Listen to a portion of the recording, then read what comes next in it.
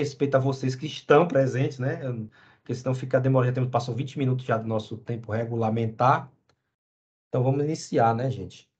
Deixa eu abrir aqui o slide.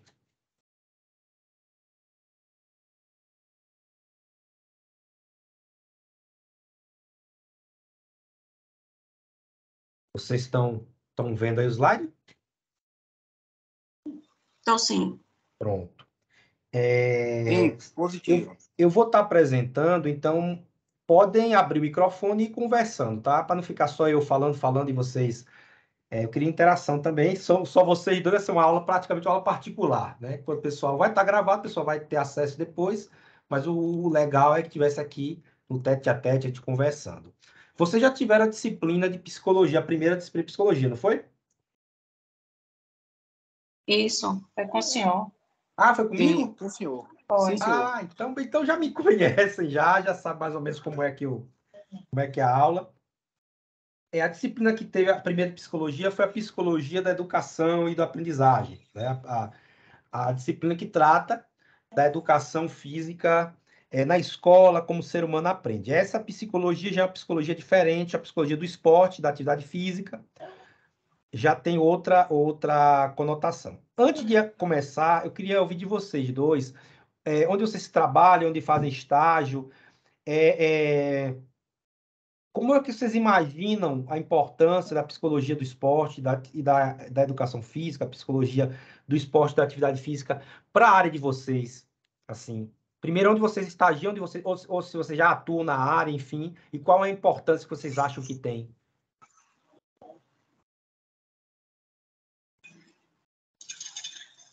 Cláudia, quer começar? Pode falar, Moisés. Professor, eu sou policial militar. O estágio que eu fiz foi em escola particular. Já fiz o estágio. A psicologia é uma matéria de grande importância porque a gente vai tratar com a parte do ser humano, né? O conhecimento do ser humano. E através da nossa abordagem, a gente vai conhecer um pouco do comportamento dele e poder traçar, colher dados, né? E buscar orientá-los na questão do esporte, na questão da disciplina, na questão da meta que eles querem atingir. Então, a psicologia é muito importante. Beleza. E na polícia militar, a gente não aplica isso, infelizmente. Infelizmente, a gente não... Eu, pelo menos, não tive espaço, não tive campo ainda para aplicar. Entendo. Provavelmente, ao fim da disciplina, pode ser que você pense, poxa, isso aqui eu posso aplicar na minha prática profissional, não sei, né? Pode ser que abra um pouco, né, o campo de atuação. Porque, querendo ou não, quando se trata, mesmo na questão da polícia militar, também tem a questão da preparação física, preparação psicológica. Acho que, não sei, pode ser um campo aí interessante, né? Sim, com certeza. Ok. Cláudia, você? Então, professor, eu também sou policial militar. Estou até concluindo agora o estágio, estou fazendo na Escola do Estado, com a turma de EJA, e à noite, né, na verdade já estou em reta final. Foi a experiência que eu tive durante o curso, eu não fiz outro estágio ainda, esse foi o primeiro. E em relação à psicologia do esporte, necessariamente, porque antes, como o senhor falou, foi do aprendizado, né? Eu acho que seria referente à aplicabilidade, né? E adaptação, adequação, afinidade desses alunos com determinado tipo de atividade, de esporte mesmo. Eu acredito que deva ser nesse aspecto. Ok.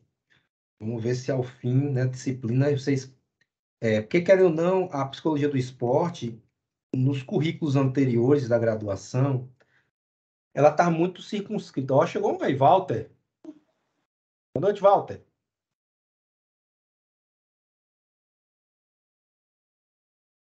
Tá ouvindo?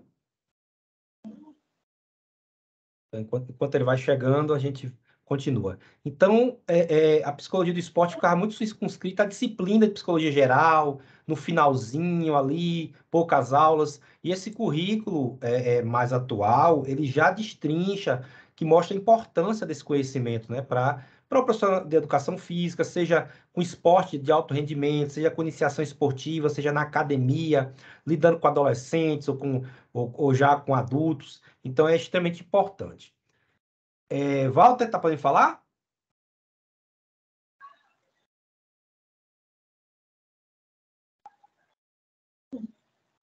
Cláudia, quer que fale mais alguma coisa? Não, será que não tem? Acho que ele vai falar agora, não? Aí, ó. Boa noite. Opa, boa noite, Walter. Boa noite. Cheguei agora. Tranquilo. A gente começou agora também. Eu queria ouvir de você, assim como os colegas, na parte se você já atua na área de educação física, ou teve estágio, e para você, qual a importância da psicologia do esporte, assim, para a área, para a sua área de atuação?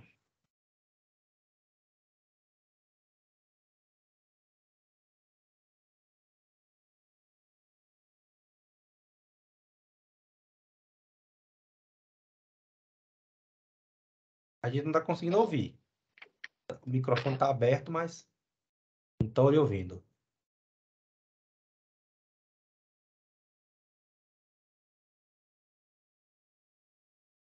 O microfone está aberto, mas não está saindo. Pelo menos eu não estou ouvindo. Também não. Está Né? cortando aqui, professor. Pronto. Estou ouvindo agora. Pode falar.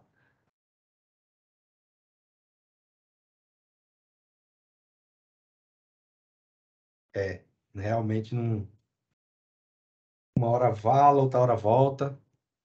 Tá complicado. Mas beleza, então. Depois vai ajeitando o microfone que em outro momento a gente retoma, tá bom? Deixa eu, então, voltar aqui. Todo mundo tá vendo os slides. Eu vou colocar aqui para...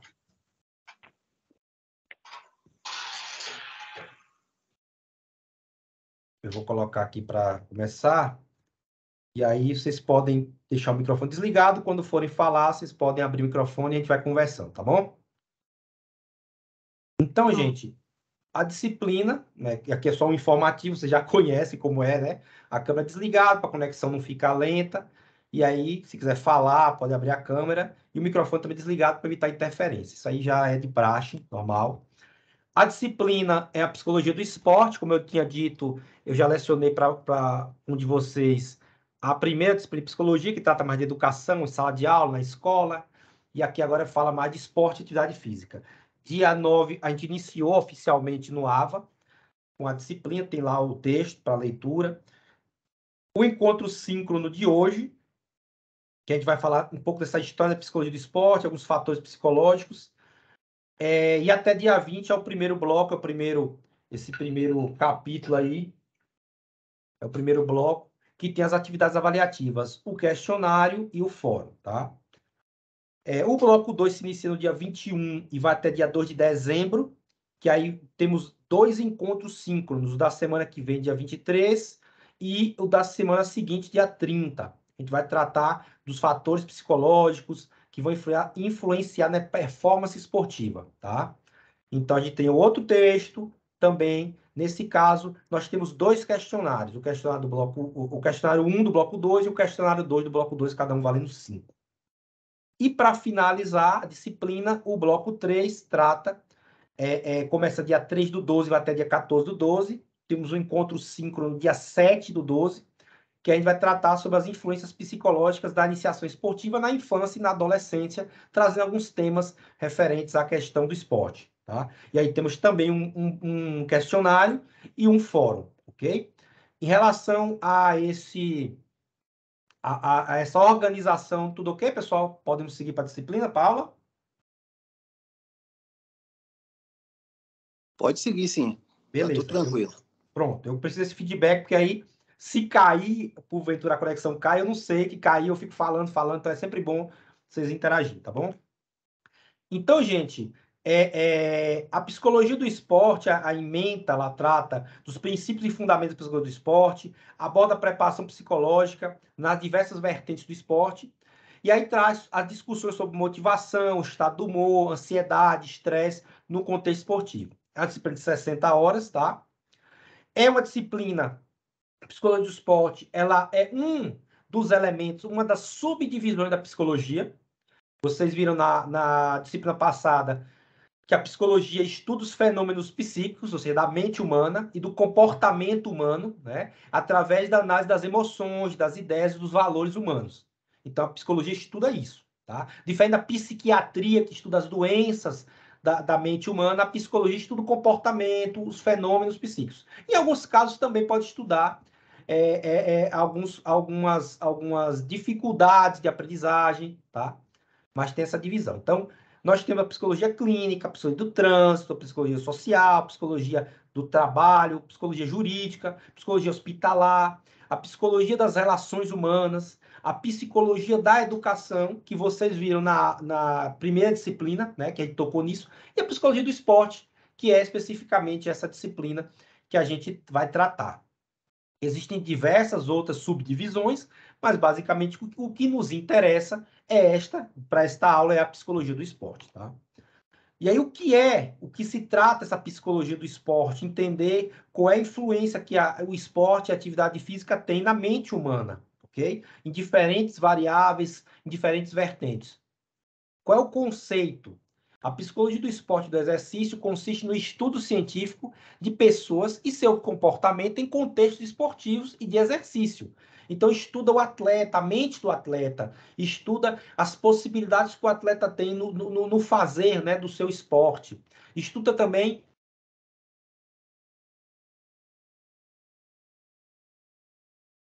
e na aplicação Parou desse o áudio, conhecimento. professor. Oi? Cortou o áudio. Cortou meu áudio, foi? O áudio cortou? Voltou rapidinho, mas voltou. Voltou? Foi rápido, Tá. mas voltou. Tá, tudo bem. Pronto. Qualquer coisa, vou me avisando. Mas até aqui tudo em paz, tranquilo? O conceito de psicologia do esporte, do exercício? Sim, tá tranquilo. Então, as pessoas que estudam a psicologia do esporte, psicólogo do esporte, identificam princípios e diretrizes que os profissionais podem empregar para ajudar adultos e crianças a participarem e se beneficiar de atividades esportivas. Então, cabe entender esses comportamentos, e aí o profissional de educação física ou psicólogo entender esses comportamentos para agir da melhor forma possível, seja como preparador físico, seja como um professor da academia, seja como um treinador de futebol ou de qualquer outro esporte que seja. Entender a mente do seu atleta, entender a mente do seu aluno dentro daquela atividade física, a mente sobre estresse, sobre ansiedade, em relação ao medo, todos esses elementos que a gente vai discutir ao longo da disciplina e a importância que se tem para a performance esportiva. Tá? Os primeiros estudos que relacionam aspecto psicológico e atividade física, eles datam do fim do século XIX e início do século XX, tá? Estudos mesmo científicos, ok? Então, na América do Norte, nos Estados Unidos, a psicologia do esporte começa na década de 1890. Um cientista chamado Norman Triplett, que era um psicólogo da Universidade de Indiana, nos Estados Unidos, e que gostava de ciclismo, ele era entusiasta, era ciclista. Ele queria entender por que os ciclistas, às vezes, pedalavam mais rápido quando corriam em grupos ou em pares do que quando pedalavam sozinhos. Pela observação e perceber quando o ciclista andava só, a gente percebe isso hoje. Você vai pedalar sozinho, você pedalar com alguém, você se motiva muito mais. Você está ou em dupla, ou em trio, ou em grupo, você vai conversando, você vai se motivando, um vai puxando o outro. Oi? O adversário é uma peça de estímulo, professor. Exato. Se eu tenho um adversário fraco, eu me enfraqueço. Se eu tenho um adversário forte, eu me fortaleço. Né? Verdade. Então, um adversário fraco me deixa fraco também. Você vai, aquela história de entrar em sapato alto, querer brincar, e isso é ruim para o atleta, tá? Isso é um trabalho muito, isso é, que você comentou, é um trabalho muito importante que muitos treinadores fazem no atleta. Por exemplo, atleta de tênis, que é esporte individual. Se o atleta entra achando que ele é o número 1 do mundo, que ele é o bonitão, gostosão, e que vai chegar lá e vai ganhar, porque vai enfrentar o cara que é o número 70 do mundo, ele pode chegar lá, não performar da melhor maneira possível, o cara vai lá e ganha dele. Né? E pior, quando ele começar a tomar os pontos, e os pontos ele vai se enfurecendo, perdendo a calma, perdendo o controle. Então, é um trabalho que o tempo todo o atleta precisa estar dentro do controle, porque senão ele fica, ele sai do prumo muito rápido. Tá? E aí, nessa observação, de modo mais detalhado, né, a área vem se desenvolvendo. Em 1965 é fundada a Sociedade Internacional de Psicologia do Esporte.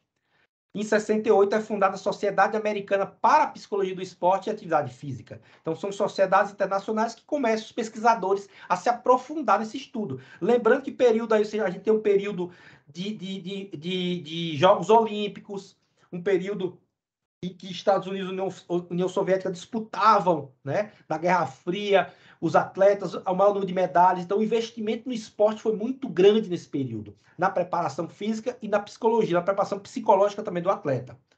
Apesar da fundação das sociedades nacionais e internacionais, desde o final dos 60, é somente em 86 que a Associação Americana de Psicologia reconhece a psicologia do esporte como uma especialidade. Então, há 36 anos é que a psicologia do esporte hoje é uma especialidade e tratada de forma, uma especialidade igual às outras. Tá? No Brasil, ela chega em 1979, começa a obter maiores investimentos, reconhecimento social e acadêmico, com a criação da Sociedade Brasileira de Psicologia do Esporte, da Atividade Física e da Recreação. É a partir daí que começa a entrar nos cursos de graduação em Educação Física a psicologia do esporte, a psicologia da aprendizagem, a psicologia do desenvolvimento. Então, quando a Educação Física começa a flertar com as ciências humanas, então, quando percebe que o indivíduo não é apenas algo biológico, anatômico ou fisiológico, o ser humano também tem o seu quê de psicológico, filosófico, sociológico. Então, entender esses outros componentes que formam o ser humano. E a psicologia tem esse elemento. Eu posso ter um atleta muito bem treinado do ponto de vista físico, mas se mentalmente ele tiver estabilidade mental, ele não vai performar, ele não vai atuar da melhor forma possível. Okay? E aí, temos as duas psicologias. A primeira vocês já viram, né? Psicologia da educação. E essa que nós estamos tendo hoje, que é a psicologia do esporte, são as duas psicologias que a educação física trabalha, que são extremamente importantes para a atuação do profissional. E aí a psicologia do esporte é identificada como uma subdisciplina da psicologia, né? Outros já vem como uma subdisciplina da ciência do esporte. Então, a psicologia do esporte já tem esse pé na educação física e o pé na psicologia. Num curso de psicologia, provavelmente eles têm essa disciplina lá, ou optativa, obrigatória, mas eles têm psicologia do esporte. E no curso de educação física também. Então, é uma área afim, como, por exemplo, gestão esportiva. É uma área da administração, mas também é uma área da educação física, tá? Então, nós temos cinesiologia. O fisioterapeuta trabalha com cinesiologia, mas o profissional de educação física também. Nutrição esportiva é uma área da nutrição e é uma área da educação física. Então, tem muitas áreas que são afins a várias profissões, tá?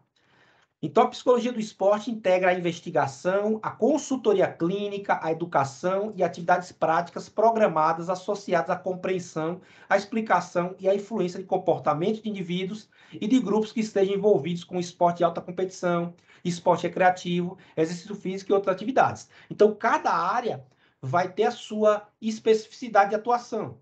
Então, óbvio que o professor de educação física não vai, depois que se formar, que se especializar em psicologia do esporte, ele não vai abrir uma clínica como um psicólogo. Da mesma forma que um psicólogo especialista em psicologia do esporte não vai ser preparador físico de atletas. Não é isso. Cada um dentro da sua especialidade. Então, quando o profissional de educação física ele tem esse conhecimento da psicologia do esporte, ele pode atuar com o seu atleta, seja como preparador físico, seja como treinador. Ele pode entender esse comportamento, ele vai fazer a sua preparação física da melhor forma possível, levando esses elementos em consideração, os elementos psicológicos. Tá? Então, a psicologia do esporte, do exercício, é um estudo científico de pessoas e seus comportamentos em atividades esportivas e atividades físicas e aplicação deste conhecimento. Até aqui está claro, pessoal? Alguma dúvida? Tranquilo. Perfeito. Beleza. Como eu disse para vocês, então, você tem a psicologia, as ciências do esporte, né, como é conhecido o curso de educação física nos Estados Unidos, na Europa. Você tem o esporte, propriamente dito. Então, a psicologia do esporte fica nesse meio aí, fica orbitando aí entre a psicologia, a educação física, tá? Então, nós temos esse conhecimento que é extremamente importante, extremamente válido, principalmente no mundo de hoje. Ao longo da disciplina, eu vou mostrar muitos exemplos para vocês. Vou tentar trazer alguns vídeos também, vídeos curtos, mas eu vou apresentar para vocês algumas características, algumas situações em que, por dificuldades psicológicas ou por falta de competência do ponto de vista do controle emocional, o atleta ele deixou de atuar da melhor maneira, o atleta perdeu um jogo importante, enfim. A gente vai ter exemplos aqui ao longo da disciplina e vocês vão trazer também exemplos para poder tratar deste conceito. Tá? Qual é a importância da psicologia do esporte? Né? Ela é uma área, qual é a importância que ela tem? É muito importante conhecer os efeitos dos aspectos psicológicos envolvidos em atividade esportiva, que em várias ocasiões essa capacidade de lidar com diferentes aspectos psicológicos em uma competição é que pode determinar a diferença entre o atleta vencedor e o perdedor, entre o atleta verdadeiramente talentoso e o comum. O atleta, o que a gente chama de gênio do esporte, aquele atleta, ele tem uma mente, ele tem um controle mental, ele tem um aspecto psicológico extremamente forte em relação ao atleta comum. A diferença entre o vencedor e o perdedor muitas vezes está na mente, não está apenas no físico, né? Muitas vezes o atleta que, do ponto de vista da preparação física, ele até está menos preparado fisicamente, ele consegue vencer um atleta mais preparado, ou um atleta mais jovem, ou um atleta mais forte, ou um atleta mais alto, enfim, com mais condições de estrutura para treinar. Mas por quê? Porque o outro atleta está mais preparado psicologicamente. Isso, muitas vezes, na grande maioria dos casos, determina os grandes nomes do esporte, que a gente vai conhecer um pouco desses grandes nomes do esporte, do atleta comum, daquele que poderia ter sido, mas não foi, daquele que era talentoso, mas não chegou lá, tá? Lembrando, não é apenas o aspecto psicológico. Se o atleta não treinar, também não adianta, né? Não adianta aquela história de, como se fala, o time toma 1-0, o capitão vai lá no fundo da rede, pega a bola, vem com a bola, organizando o time. Se o time não for bom e não estiver preparado tecnicamente, ele vai buscar essa bola mais umas 4, 5 vezes na rede dele. Então, não adianta, tem que também ter a preparação. Mas se ele tem a preparação física, né? Verdade. Então, se ele tem a preparação física, mas não está emocionalmente conectado, emocionalmente controlado, ele não vai conseguir desempenhar o papel dele, não vai conseguir performar da melhor maneira. Até aí, tranquilo, pessoal? Professor? Oi. Tranquilo. Professor, inclusive, né, esse aspecto que o senhor fala tem muito a ver quando a gente vê o papel psicológico, né, que uma torcida tem sobre um time de futebol, por exemplo, né, quando vai jogar fora da sua casa, né, que já entra praticamente um pouco cabisbaixo e tem muito impacto, né, no desenvolvimento, né, na performance da partida do time, o público, né, então mexe realmente com o psicológico, como o senhor já falou aí anteriormente. E se a equipe for forte, tiver um psicológico legal, ela não vai se abater com aquele time adversário, com o público adversário, às vezes a casa lotada, e vai fazer uma boa performance de jogo. Mas a gente vê que tem um peso muito importante, o apoio psicológico do time, né, quando vai aos estádios, comparecer para apoiar ali o time, realmente. Perfeito. A gente vai tratar nas próximas aulas da influência da torcida, mas já adiantando, existem estudos, de fato, estudos científicos que mostram que o atleta, quando está jogando com sua torcida, automaticamente ele tem um up, tem um aporte psicológico, né? Ele tem uma injeção de adrenalina, ele se coloca numa situação que dá aquele gás a mais, vamos dizer assim, né? Mas, de fato, a torcida é um elemento crucial. E existem esportes que ela ajuda muito, futebol, etc. E existe esporte que ela atrapalha muito também, que a gente vai estudar esses dois aspectos da torcida. O ajudar e o atrapalhar, o pressionar, enfim, como é que o comportamento da torcida influencia em cada esporte. Eu sou um treinador de um esporte específico, eu tenho que conhecer a influência da torcida no meu atleta, né? Seja se o meu atleta é atleta de tênis ou atleta de basquete, de futebol, de vôlei. Então, mas a gente vai tratar muito disso, e que você traz é extremamente importante. E influencia diretamente mesmo na performance. Eu tenho um atleta de 15 anos de idade, em que ele chega no ginásio lotado, uma pressão, a torcida gritando, ele pode tremer e ele pode se esconder. E eu tenho aquele atleta experiente, acostumado a finais, já ganhou, já perdeu, como diz na gíria, já conhece os atalhos do campo, ele não se abala tanto, ele tá ali mais um para ele. Então, isso depende muito também do fator psicológico que a torcida traz, que a torcida coloca, né? E aí, em um campeonato, muitas vezes o atleta encontra o adversário mais alto, mais hipertrofiado, né, mais musculoso, com mais experiência, com um nome mais famoso. O cara chega lá com as medalhas de ouro na cara dele, chega lá com os grandes lances que ele ganhou, com as Champions Leagues que ele ganhou. O cara chega já com a pressão, né?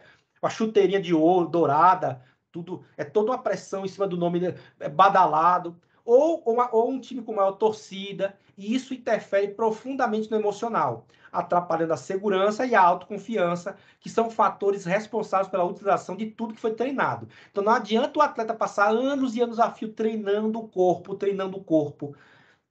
Se ele chega lá, no momento, ele pensar, é a disputa da medalha olímpica, eu tô na Olimpíada. Você começa a pensar demais, ele começa a ficar angustiado, com medo, e aquilo vai. E aí ele não vai performar, ele não vai conseguir fazer, né? A gente vai estudar também um por um desses aspectos de medo, raiva, todos esses elementos emocionais que influenciam na performance. Mas se o atleta não consegue controlar, pode falar. É isso. Se o cara entra com medo demais, atrapalha. Se entra com muita confiança, atrapalha também. Tem que ser no meio termo, não é? Perfeito. Perfeito, exatamente.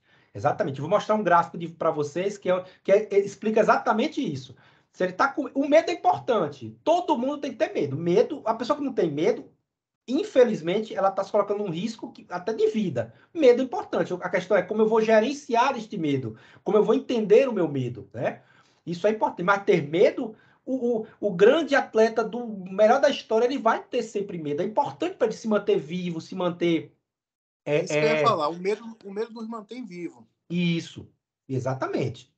O medo nos mantém vivo. Como eu controlo ele é que determina o grande atleta daquele atleta que não chegou ao auge que poderia, né?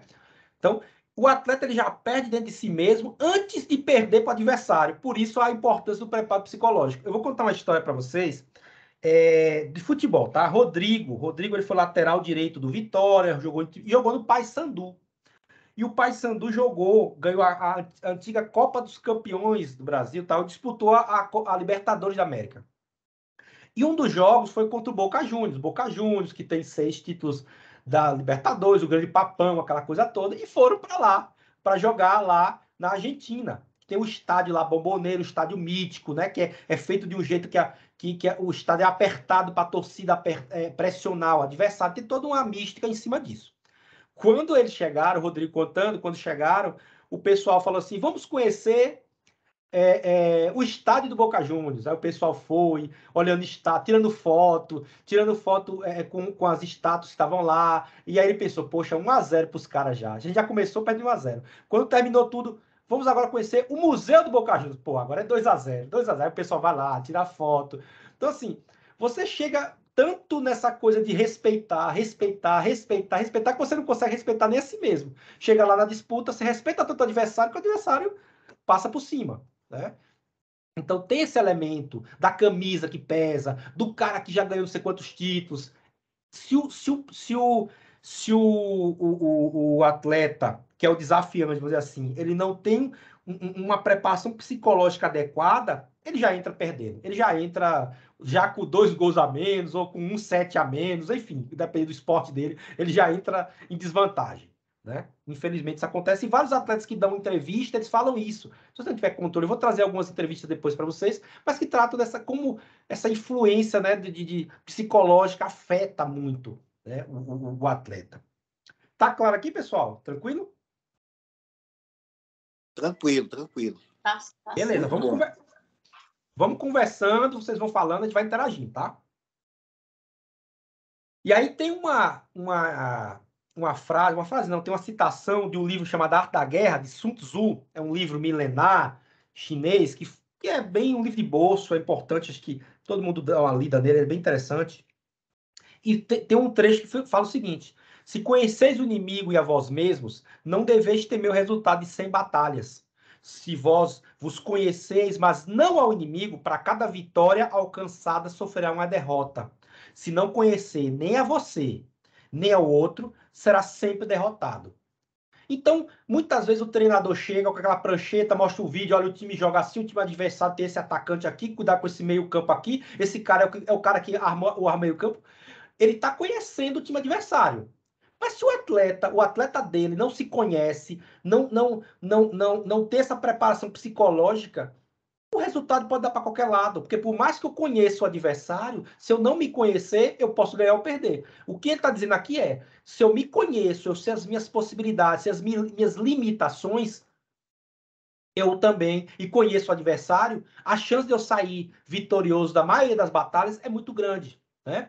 Um atleta de jiu-jitsu, por exemplo, de MMA, quando ele vai disputar, ele sabe, poxa, esse cara é bom de chão, esse cara é bom em pé, na trocação, eu não vou, se ele é bom de trocação, ele já nocauteou muita gente, eu não vou pra cima, eu não vou dar a cara pra ele. Eu sou bom de chão, eu sou bom de jiu-jitsu, eu vou esperar ele vir, que no chão eu consigo finalizar ele. Então, assim, é toda uma estratégia, ele tem que se conhecer primeiro, e conhecer o adversário. Se ele apenas fica de olho, não, aqui eu consigo fazer acontecer, aí não vai. Aí a chance dele de ser derrotado é muito grande. Então, esse é um pensamento milenar que até hoje a gente usa para a nossa vida. Né? Conhece a ti mesmo, conhece o adversário, mas se conheça seus limites, suas possibilidades, para tirar o melhor. Ninguém é bom em tudo. Nenhum atleta do mundo é bom em tudo. Você tem atletas de futebol, por exemplo, que são famosos, muito famosos, que não conseguem dar um drible, que nem Neymar dá um drible. Mas Neymar também não tem a força física de outro atleta de futebol. Então, cada atleta tem suas limitações, cada atleta tem suas possibilidades, suas vantagens. Então, é conhecer a si mesmo, ver o que pode melhorar, ver o que, para onde, isso aqui eu não consigo, eu vou deixar para lá, não vou. Se eu tenho uma perna fraca ou uma perna esquerda, não vou dar minha perna para o adversário para ele agarrar. Então, tem todo esse movimento que é preciso ter um controle psicológico de uma situação, de que o atleta está perdendo, está numa desvantagem, ele conseguir escapar, tá? Tá claro, pessoal? Tá claro? Tá sim, professor.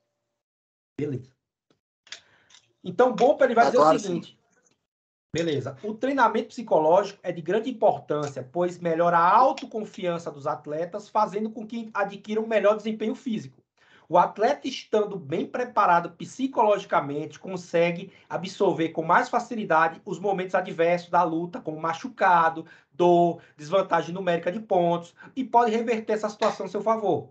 Teve os Jogos, não os Jogos Olímpicos anteriores, o 2016, a final Brasil e Rússia. O Brasil precisava de 5 match points para terminar o jogo e ganhar a medalha de ouro. E o Brasil e a Rússia conseguiu todos os 5 e inverteu, reverteu a desvantagem e virou para cima da seleção brasileira. Ganhou a medalha de ouro e o Brasil foi prata. Então,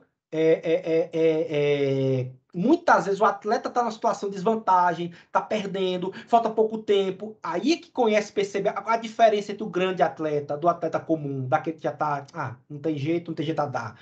Você consegue perceber, jogar contra, por exemplo, jogar tênis contra o Rafael Nadal, o Roger Federer, e que o atleta jogando, ganha um game, ganha 2 games, ganha 3. Quando pensa que não, o cara já inverteu, já virou para cima dele, já ganhou o set inteiro. Por quê? Porque ele está preparado psicologicamente. Ele está acostumado a enfrentar a adversidade. Está acostumado a jogar com a lesão. Ele não... São atletas que são muito bem preparados psicologicamente e para vencê-lo é muito difícil. Né? Tem atleta que não, qualquer catimba, qualquer ofensa, ele já se desequilibra, já perde o controle. Né? Acontece muito isso em futebol, um atleta ofende o outro, ou em basquete, e aquele desequilíbrio emocional. Tem jogadores que já fazem de propósito, porque sabe que o outro vai cair na dele, sabe que ele vai se desequilibrar. Né? Isso acontece muito. Okay? E o atleta psicologicamente sob controle consegue aguentar a pressão, elaborar uma estratégia e aguardar o momento favorável de aplicar o golpe, que pode ser decisivo para decidir o combate, tendo a partir de sua autoconfiança uma forte arma a seu favor. Porque assim, independente do adversário ou de sua categoria, ele consegue um bom desempenho. E vou ver se eu acho aqui o vídeo, mas está a foto aí, vou procurar, enquanto eu estou falando, eu vou procurar aqui o vídeo. Tem a foto aí de Muhammad Ali enfrentando George Foreman, que foi uma das maiores lutas da história do boxe. Qual é a questão aí? Por que é uma das maiores lutas? Ali, ele se nega a lutar na Guerra do Vietnã, e aí eles tiram, o governo tira dele o título de campeão mundial de boxe. Ali, depois ele fica 3 anos, 2 anos, 3 anos sem lutar.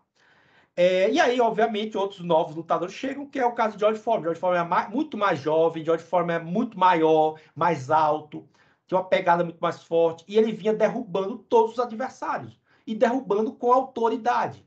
Então, essa luta que acontece no antigo Zaire, atualmente República Democrática do Congo, ela tem até no filme Ali também, tudo retratada, que é quando ele retoma o cinturão dos pesos pesados. Só que como foi feito? George Foreman era muito autoconfiante, era jovem. E na hora da luta, o que Ali faz?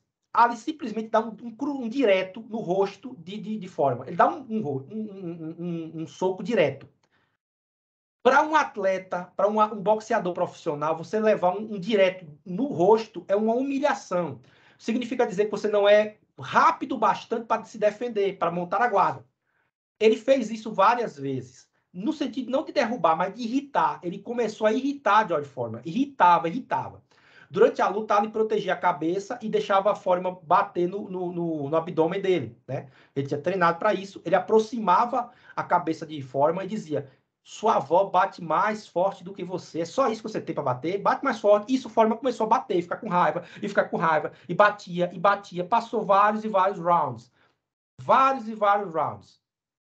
E Ali aguentando toda essa pancada. Chegou um momento em que Foreman já está muito cansado.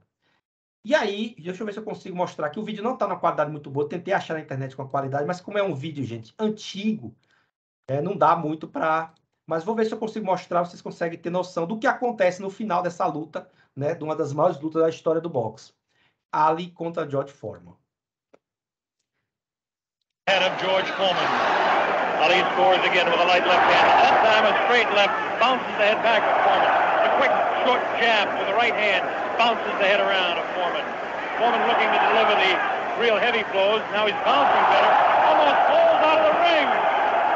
Ali left that punch, twisted his body to the side, and the left hand went kind of over the shoulder. Ali bends him over. Zach Clayton right on the spot, the referee. Chairman of the Pennsylvania State Boxing Commission. Ali, it seems to be, well, kind of going the way he wants. He's not dancing as much as we thought, but he seems able to control him. Now, some pretty good heavy right hand taken on the left side of the cheek by Ali. Good right hand thrown by Foreman that time. Again, for Foreman, it seems to be 1, 2, maybe 3 good punches. That punch taken on the gloves, that one slips by the left ear, tries to go with that right uppercut that felled Kenny Norton. The left hand again thrown out by Foreman. Both fighters now very much more fatigued than they were a round or so ago. The heat is pretty high here, around 80 degrees. The humidity is probably 85 to 90. At age 32, Muhammad Ali is bouncing around pretty good for the 24-year-old Foreman, hanging pretty tough in there. Again, I caution you to look for the one punch that George Foreman can deliver at any time. This man is devastating, to say the least. These punches are not at this particular time. Tried to pull a sneaky right hand on Ali. Ali hanging on, getting away with it. The left hand taken on the side of Ali's cheek. The left hook again on the side of the gloves. Right hand by Foreman was not effective. The right uppercut did bounce the head a little bit. His punches will not hurt Ali. Ali just takes him, protecting his face at all times, does Ali. Foreman throwing more punches now. Maybe this could be the tactic of Ali to let the man punch himself out. 30 seconds left in round 8. Very even fight. Ali, a sneaky right hand. Another sneaky right hand. This time he works over the shoulder of Foreman.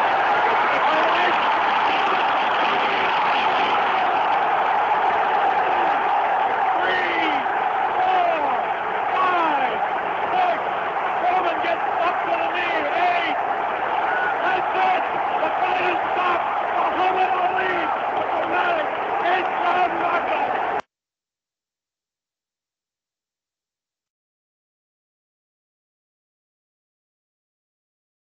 Conseguiram ver aí?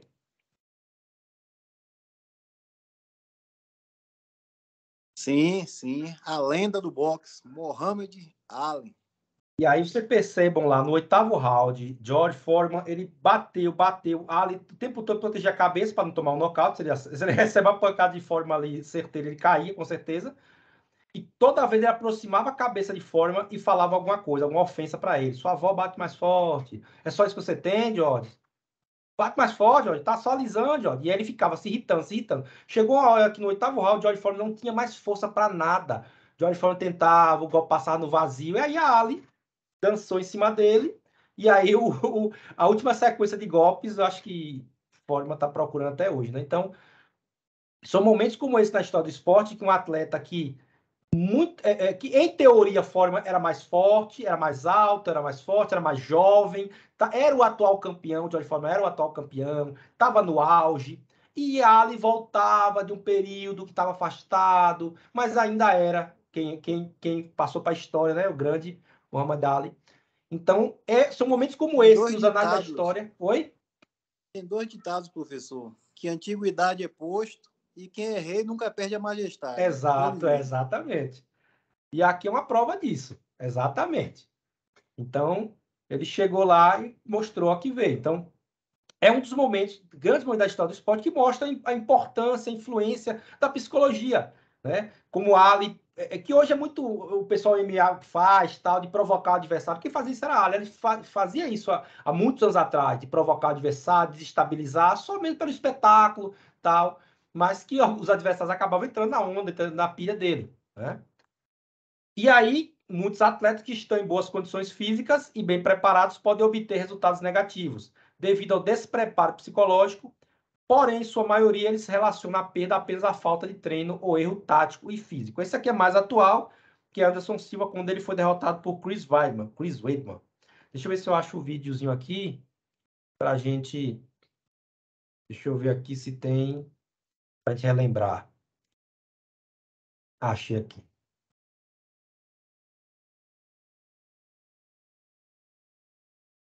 Vou colocar com o som. Se não colocar... Vamos lá. Mas eu acho que o brasileiro quebrou o Weidman psicológico. Todo mundo conhece, né, essa luta. Eu acho engraçado o narrador, ele coloca... eu acho que é igual a Muhammad Ali, aquela coisa, depois que Anderson Silva perde, brincou demais, brasileiro. Na hora já vira crítica, o que era elogio virou crítica. Mas isso acontece. E aí é o que Moisés colocou. Confiança, existe uma... Eu vou mostrar para vocês, em outra aula, um gráfico de confiança. Você tem que estar com medo também, coordenar. A Ali estava com medo de Foreman o tempo todo, tanto é que ele botava as mãos para proteger a cabeça. Ele sabia que com a pancada ali ele caía, né? Mas ele tinha toda a estratégia feita. Anderson Silva sempre brincou, ele sempre foi. E Anderson Silva é um atleta muito melhor que Chris Weidman. Só que aquela coisa, a confiança foi tanta que passou 0,01% do limite e aí já era. Na hora já foi. Então, a coisa assim, na velocidade da luz ali. Brincou um pouquinho a mais, passou um pouquinho a mais do limite, o cara acertou o golpe, que foi aquela coisa assim, a mão passou, acertou, já era. Não tem jeito. Né? É essa questão psicologicamente. O atleta, o Chris Weidman, não entrou na onda dele inicialmente. Anderson foi tendo confiança, ele sempre teve, querendo ou não, é um dos grandes da história do MMA, sem dúvida, e foi tendo aquela confiança, ele já tinha vencido outros, tal, e aí passa um pouco do limite, né? Não tem que puxar um pouquinho também, calma, tem que estar sempre assim, psicologicamente falando, tem que estar sempre puxando um pouquinho, calma, pé no chão, eu brinco, mas eu tenho que voltar, eu não posso dar o rosto, ele deu o rosto pro cara. Então isso aí é um pouco mais complicado, né? Vocês querem comentar alguma coisa? Alguém assistiu na época essa luta? Assisti, todo mundo esperava que Anderson Silva fosse campeão, porque ele tinha bagagem para isso, mas né, o excesso de confiança atrapalha também. E é por isso que o esporte é apaixonante, por isso que o esporte é como é. Porque você tem um cara... Exatamente, pela imprevisibilidade. Você tem um cara que todo mundo sabe, se ele pegar assim no papel, anotando assim as qualidades, é melhor que o adversário, só que o adversário ganhou. Então, essa imprevisibilidade deixa o esporte, seja qualquer esporte que seja, apaixonante, seja no futebol, no basquete, no vôlei, ou até esportes individuais. É mais difícil acontecer no esporte individual, porque só tá ali. Mas no esporte coletivo, como o futebol, né, que um time menos badalado consegue ganhar de um gigante. Isso acontece muito. Isso é o que deixa o esporte tão bom, tão legal, tão importante, né, para a cultura humana. Vamos lá, então. E aí, gente, nós temos os aspectos psicológicos influenciadores da performance esportiva. Isso é o tema da nossa próxima aula. A gente vai discutir cada um desses elementos. Eu vou trazer aqui rapidamente. Então, assim, quais são os aspectos, basicamente, que os autores trazem, né? E aí está incluído várias coisas, mas do ponto de vista da performance individual do atleta, tá? Você tem o controle e a inteligência emocional. O controle, né? Você controlar suas emoções, saber a hora que o cara tá ali provocando, você segurar a onda. Inteligência emocional, de saber lidar com ganhar, com perder, saber, poxa, eu tô aqui perdendo, mas eu não posso sair do meu treino, da minha tática. Aquela história que o pessoal fala, depois que tá aos 45 do segundo tempo não tem mais tática, joga a bola para frente. Isso é descontrole emocional. Um time que começa a fazer isso é descontrole. A chance dele acertar é mínima, né? Mas as pessoas ainda fazem, joga para frente, já não tem mais técnica, não tem mais tática, não tem nada. Então, o controle da inteligência emocional com o atleta é extremamente importante. Além disso, a ansiedade, controlar a ansiedade. Todo atleta ele vai ter esse pico de ansiedade. Seja porque um patrocinador novo, ele tem que fazer aquela performance esportiva, ele tem que conseguir aquela medalha, ele tem que conseguir no pódio, porque o patrocinador exige para ele ganhar dinheiro. Seja porque um olheiro, eu já vi muitos casos assim, olha, é um time pequeno, aí avisa assim, olha, tem um olheiro aqui do Flamengo, sei lá, do São Paulo, do Corinthians, que veio para ver o time, veio para ver o jogador tal. O jogador, que é um jovem jogador, ele simplesmente se esconde do jogo. Porque ele fica nervoso, ele fica ansioso, o que é que vai achar? E se eu der esse chute errado? E se eu der esse drible? E se esse passe? Aí o passe já saiu errado, ele já fica mais ansioso ainda. Tudo isso gera estresse. Oi, pode falar. E se eu falar isso, o senhor acompanha também futebol, né? Uhum. Tem dois fatores aí, quando acontece isso. Tem um fator de pessoas que conseguem pegar isso e desenvolver, e pessoas que retraem, como o senhor está falando aí. Isso. No caso do cara que está com o olheiro ali, e ele fica nervoso. E como no caso, o senhor acompanha futebol, né? Eu acho. Uhum. Acredito, pelo que o senhor vem falando aqui. Sim. Na Copa do Brasil, o senhor já reparou como os times pequenos jogam diante dos times grandes? Uhum. A Copa do Brasil são vários times pequenos jogando contra times grandes. E os times pequenos se doam. Eles, parece que bota o coração na camisa mesmo para poder jogar, para ter a oportunidade de ser vitrine. Então, o fator psicológico nesse momento aí, para alguns, é positivo e para outros é negativo. Perfeito. E aí é que tá. O atleta, ele precisa ter isso que você falou. Ele tem que usar esse fator de ansiedade a favor dele. Ele tem, o cara quer me ver? Pois hoje eu vou jogar. Ele vai ver, vai sair daqui achando, já querendo me levar pro time dele. Ele tem que ter isso na cabeça. Mas nem todo mundo consegue. Principalmente quando o jogador é muito jovem. E aí, no caso dos times pequenos de Copa do Brasil, isso acontece não só na Copa do Brasil, mas vários países tem a questão do time pequeno, porque ele vai ter visibilidade. O treinador, vocês conseguiram um empate lá, a Globo vai estar transmitindo, conseguir vencer ou empatar, o bicho vai ser dobrado. A gente vai aqui, bicho no caso, né, para quem o valor que é pago, vai ser em dobro. É o estímulo. O estímulo. Então, esses elementos são importantes, porque o cara sabe, poxa, se eu chegar no Maracanã, ganhar do Flamengo, fazer um gol, eu vou ficar na vitrine, todo mundo vai querer me contratar. Isso já aconteceu com muitos e muitos jogadores, né? Então, esse movimento, e aí que está o trabalho do preparador físico, do treinador, é usar isso a favor. Por exemplo, vou dar um exemplo aqui. O Real Madrid jogou a Copa do Rei, já falando de Copa, né? Copa do Brasil, contra o Deportivo La Coruña, isso nos anos 90, tá? E tinha um jogador brasileiro chamado de Djalminha. E eles chegaram à final. Quando ele tá lá com os jogadores, conversa com o jogador do Real Madrid, os brasileiros falam, não, e aí, vamos sair depois? Não, pô, a gente vai depois pra festa. Ele, que festa? Na festa do título, o Real Madrid já tinha marcado uma festa do título antes da final. Aí ele pegou essa informação, chegou no vestiário, galera, ele já tem festa marcada. Eles estão com a festa, vocês vão deixar eles com a festa marcada. Ele pegou aquela informação que, em teoria, seria superioridade, né? Pô, já tem a festa marcada antes do jogo, e foi lá. Resultado, o La Coruña foi lá e foi campeão em cima do Real Madrid. Então, utilizar... Aí por isso que é muito complicado, o atleta vai lá, faz uma provocação. O treinador experiente, que entende psicologia, ele pega essa informação e ao invés de deixar o time para baixo, ele coloca o time para cima. Ele faz estimular o seu time a vencer. Aí, ó, o que é que eles estão falando da gente? Olha para isso aqui, ó. Vão deixar? Vocês vão deixar fazer isso? Então, faz com que o time se inflame. Oi, pode falar. Talvez o papel do psicólogo seja nessa parte do vestiário aí, né? Isso. Chegar para a galera gritar e falar isso aí e motivar, não é? Exatamente. Exatamente. Tem um psicólogo, tem um preparador físico ou um treinador que entende a psicologia do esporte. De toda forma, o professor de educação física ele tem que entender para poder se utilizar, porque nem toda hora vai ter um psicólogo ali junto. Então, motivar, fazer aquela coisa do vestiário de motivação, né? de levantar o atleta. Muitas vezes o atleta... aí depende de muito... Para o atleta experiente é um tipo de motivação, para o atleta iniciante é outro. Por exemplo, iniciante, cara... É a sua chance de brilhar, é a sua chance de ir para um time grande. Para o atleta iniciante, para o experiente, cara, você é o líder do time. Mostra para essa garotada aí que você pode conduzir o time. Então, cada atleta tem um jeito de motivar. Tem atleta que se gritar com ele se motiva. Tem atleta que se gritar, ele se retrai. Tem atleta que se tratar com carinho, com jeitinho, ele se motiva. Tem atleta que se tratar com carinho, ele se retrai. Então, assim, depende de como, né? Aí é importante conhecer o seu time, sua equipe, o seu atleta. Né? Do ponto de vista psicológico, tá? Agressividade, tem atletas que são extremamente agressivos do ponto de vista até violento. Tem muitos jogadores que ficam até marcados pelo juiz porque é violento, por isso. E utilizar essa agressividade, canalizar para a performance esportiva, e não apenas para simplesmente ser agressivo, né?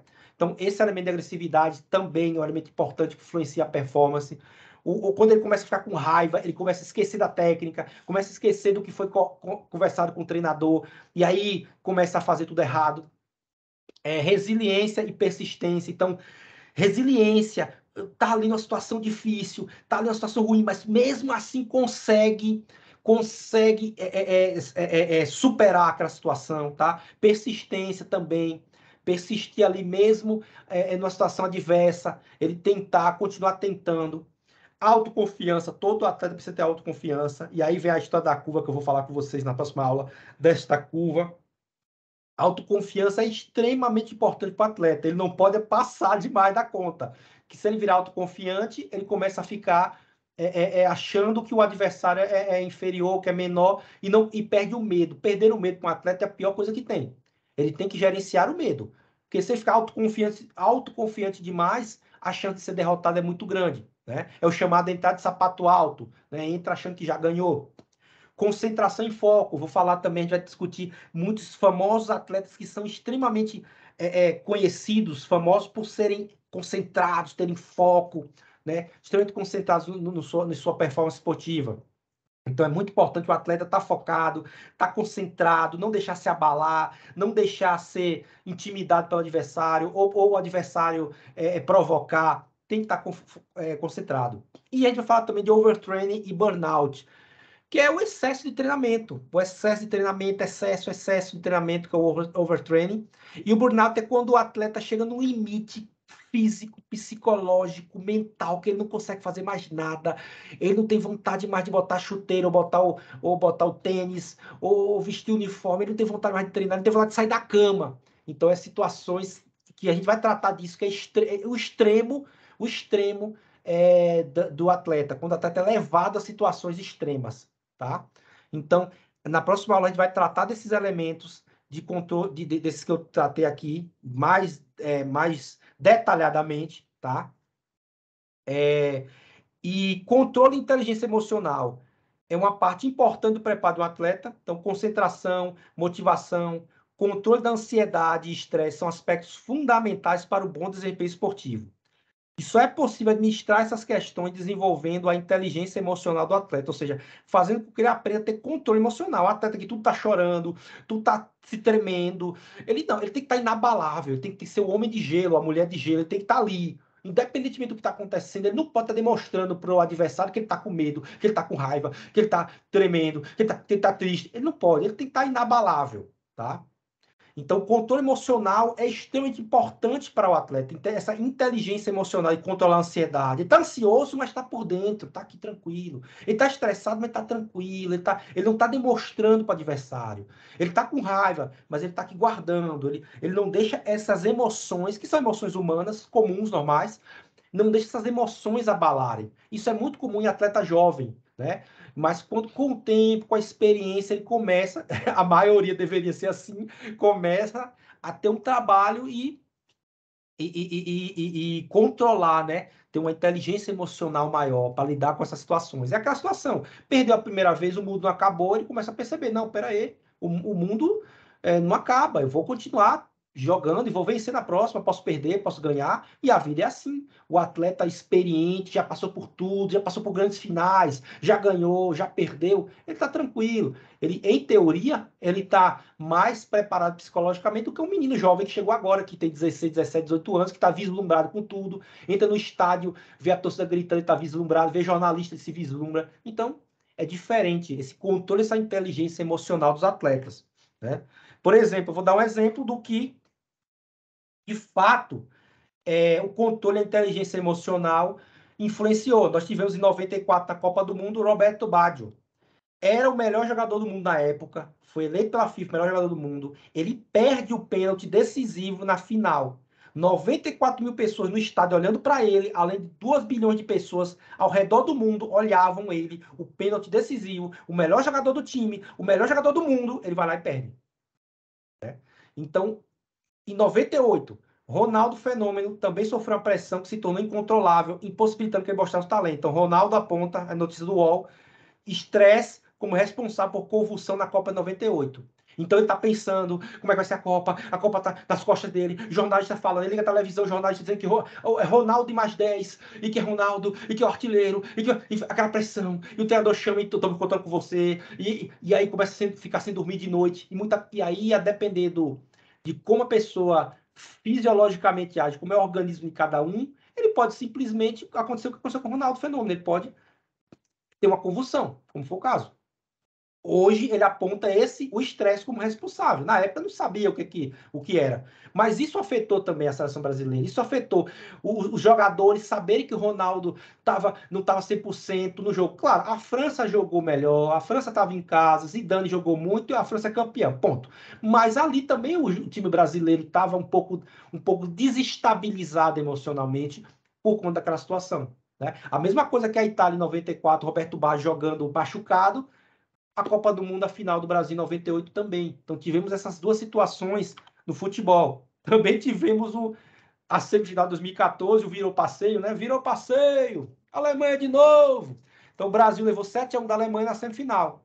Uma consequência da falta de controle emocional causada pela ausência do jogador Neymar. Neymar, ele é retirado da Copa por uma agressão do jogador da Colômbia. Ele fica de fora. Os jogadores brasileiros no gramado, na entrevista, sabem que até a Fred, uma entrevista famosa com o Fred, que na hora ele fica sabendo, poxa, tal, fica uma situação que... Então os jogadores, eles entram em campo com a Alemanha, que era uma seleção muito forte, eles já entram completamente desordenados, entram taticamente desordenados, sem ter a referência que era Neymar. O Brasil perderia aquele jogo? Provavelmente perderia. 1-0, 2-1, normal, faz parte perder. Agora, o 7-1 é uma coisa que foi uma situação que não vai acontecer de novo. Dificilmente acontecerá, porque foram tantas situações ali, naquele momento acontecendo, uma seleção muito forte, um time desordenado, enfim, que dificilmente isso aconteceria em outra Copa do Mundo entre Brasil e Alemanha, né? Tanto é que os últimos 4 jogos antes desse, o Brasil tinha vencido. Dos últimos 4, o Brasil tinha vencido 3. Então, não era incomum o Brasil ganhar aquele jogo. Também não era incomum perder de 1-0 ou 2-0, normal. Agora, 7-1, e aí, né, ficou para a história, né? Vergonha, vexame, humilhação. Os jogadores que participavam até hoje sofrem. Toda entrevista que tem o microfone na boca, e aí, aquele 7-1 e tal. Então, isso aí manchou, né? Aquela geração uma semifinal, uma Copa do Mundo no Brasil, acabou acontecendo isso. Então, foi falta de controle emocional de um time inteiro, de um treinador, de uma equipe, né? Que chegou lá contra uma seleção forte, que a Alemanha que não tinha nada a ver com isso, só fez o papel dela. Vocês lembram? Vocês passaram tanta raiva quanto eu passei na época?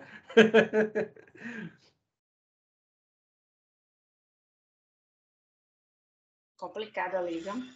Quase inacreditável.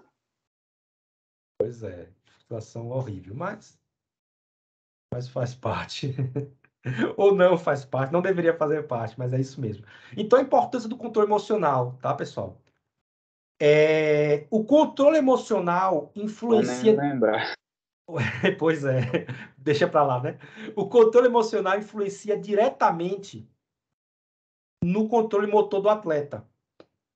Então, por falta de controle emocional, seja um atleta com competição de tiro, competição de arco e flecha, que a pessoa tem que estar, até a respiração ela tem que estar controlada.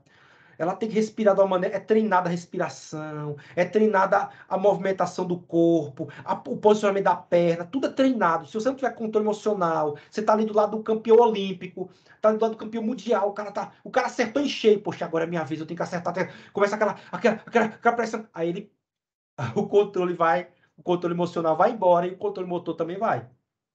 Por exemplo, o time masculino de 4x100 deixa bastão cair e Minas bate na trave. Então, controle emocional. Os atletas treinaram, ela chegou na hora no estádio, aquela coisa, na hora de entregar o bastão para o outro, o bastão caiu. O bastão caiu, estão eliminados. Não tem o que fazer. 4x100 é uma competição de passar o bastão.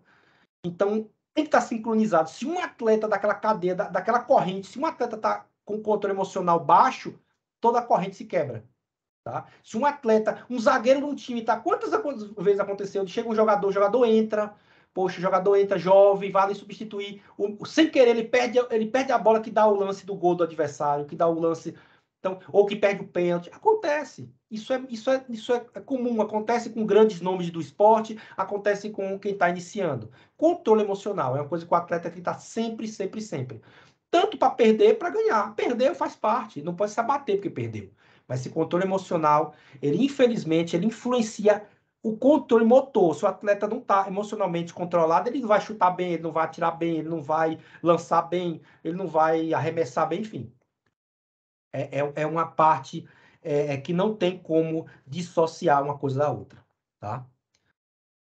Até aqui, pessoal, tá claro? Tranquilo? Tranquilo. Tranquilo. Beleza. Gente, sempre quando eu encerro uma aula, eu gosto de indicar filmes. Não é obrigação assistir, mas os filmes geralmente tratam de aspectos da aula ou que tratam, né, de coisas que a gente discute na aula.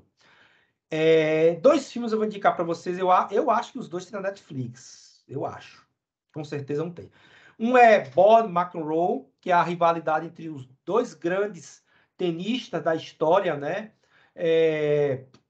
Bjorn Borg, conhecido como Homem de Gelo, ele era um exemplo de controle emocional, um exemplo claro, assim, de como deveria ser um atleta de tênis do ponto de vista da pressão psicológica. E McEnroe é o contrário, era um descontrolado, ele era raivoso, era extremamente talentoso, era não, porque ainda está vivo, né? Mas na época dele, quando ele atuava, extremamente talentoso, 2 talentosíssimos, mas um muito focado, concentrado, uma pedra de gelo, e o outro era emocional, era raivoso. Então, esse embate entre esses 2, nesse filme Borg McEnroe, se vocês puderem ter a oportunidade de assistir, eu indico muito para vocês, para entender um pouco de psicologia de atleta, tá? E o outro, Rising Phoenix, né, o Pódio para Todos, é um filme que tem na Netflix 2020, fala sobre a questão dos Jogos Paralímpicos, também a questão do atleta, porque tem um elemento também de uma pessoa com deficiência e tudo.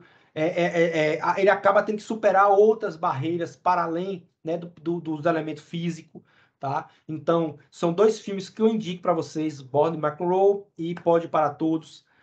Nas próximas aulas eu vou indicar outros filmes, documentários também, sempre é bom, eu gosto muito. Eu acho que o texto é importante, né? O texto está lá para vocês lerem, fazer atividade, mas o texto ele tem uma frieza que um filme, que uma música, que um documentário ele traz, que o texto não consegue expor. Então, quando a gente vê, eu gosto muito de usar esses elementos, né? Não só o texto, mas também a visão, a audição, tal, porque acredito que ajuda no aprendizado, né? Eu vou parar aqui o compartilhamento. Gente, alguma dúvida sobre esse primeiro elemento? A gente vai tratar dos outros elementos, claro, na próxima aula. Eu vou exemplificar, trazer mais vídeos, porque é sempre difícil. O YouTube agora está dificultando para a gente conseguir baixar, tal, mas eu vou tentar trazer alguns vídeos com uma qualidade boa para poder passar para vocês, exemplificar, trazer alguns exemplos. Mas até aqui está tudo ok, tudo tranquilo. O ritmo, estou falando muito rápido. O que é que vocês me dizem aí? Perfeito, professor. Tá tranquilo. A aula bastante didática, não deixou nenhuma dúvida da minha parte. Beleza. Ele sempre dá um show à parte, como já é esperado, nada novo. Valeu, brigadão. Excelente. Excelente aula. Valeu. Deixa eu parar a gravação agora. Parar a gravação.